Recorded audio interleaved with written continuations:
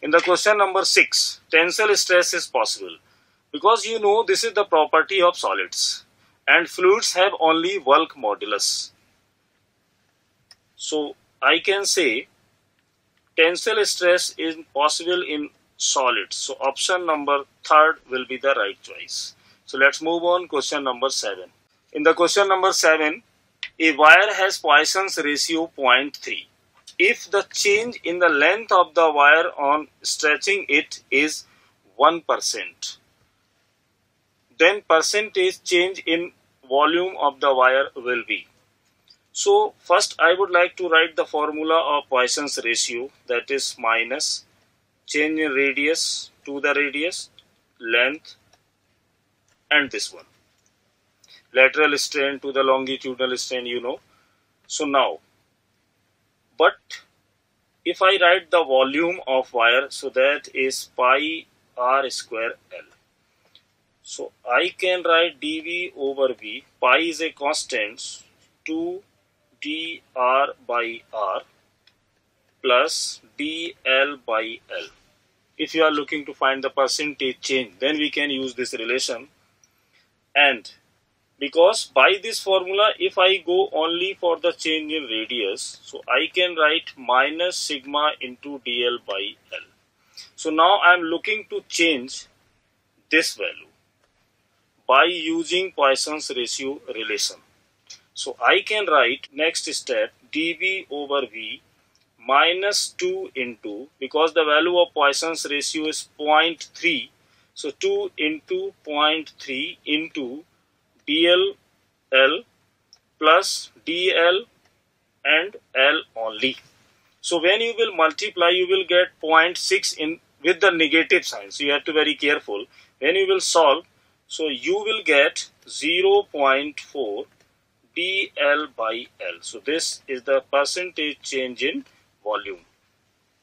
Now, if I go for the percentage change, we will multiply with the 100 on left hand side. Similarly, 0.4, but you know the value of dl over L according to the problem, that is only 1%.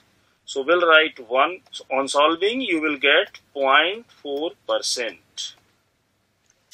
So I can say my option number 1 will be the right choice. So let's move on. Question number 8. In the problem number 8, a wire of cross section area A breaks due to on weight when length of the wire is L. Area of cross section of the wire is made 3 times of area of cross section A. Maximum length of the wire can be hung without breaking is. So you know the formula of breaking stress. Breaking stress means force upon area due to on weight. What will be the force? mg upon A. M, you know, if I multiplied with area, length into density, that will give you the mass, and G divided by the area. So you can see area of cross section will cancel out. You have only length, rho and G. So this is the formula of breaking stress. So we can observe breaking stress is independent of area of cross section, hence maximum length to be hung will remain L. So we can say my option number 4 will be the right choice. Let's move on. Question number 9. In the question number 9, in case A, elongation of wire of length L is small L. Okay. Then for the same wire, elongation is case B will be. We know that elongation in the wire proportional to the tension in the wire. हम लोग बोल सकते हैं as per our theory discussion, जो elongation होगा वो length के proportional होगा. तो if I go for the tension first, ये मैंने बोला है कि proportional to the tension in the wire, elongation I mean to say. तो first if I solve the tension T in the case A, I can write easily mg.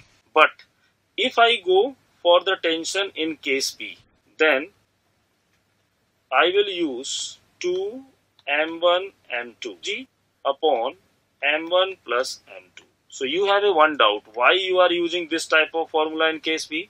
Because in case A both masses are same, so there is no motion, right? But in the case of B, 3m is greater than 2m, so that is why I am going to use this.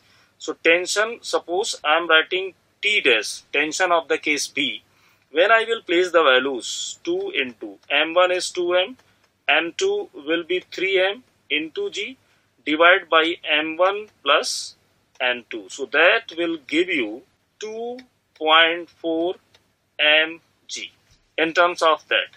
So I have tension T dash in case B this, and first case is this. And as I said, elongation in the wire is proportional to the tension in the wire. So T is proportional to L and T dash is proportional to L dash. So if I divide this L upon L dash, the value of T you can use only mg. Value of T dash you can use 2.4 mg. mg will cancel out. So when I divide L to L dash, then mg will cancel out. So when I will solve, will get L dash is 2.4 times of L.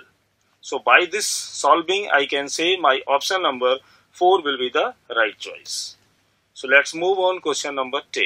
In the question number 10, the height of mercury in the barometer is 70 centimeter due to entrapped air. It's shown in figure. Now from this position, tube is pulled up slightly. Then length of the mercury column in the tube will be. Because we know P is equal to, P means atmospheric pressure, air pressure, H rho G. This is a general formula, right? You have to be very careful. I would like to explain one line. When tube will be pulled slightly, the volume of air above mercury column will increase. Hence, you can observe pressure will decrease. So we can say the height of mercury column will increase. Hence, slightly more than 70 centimeter will be the right choice. So by this discussion, I can say my option number 2 will be the right choice. Let's move on question number 11.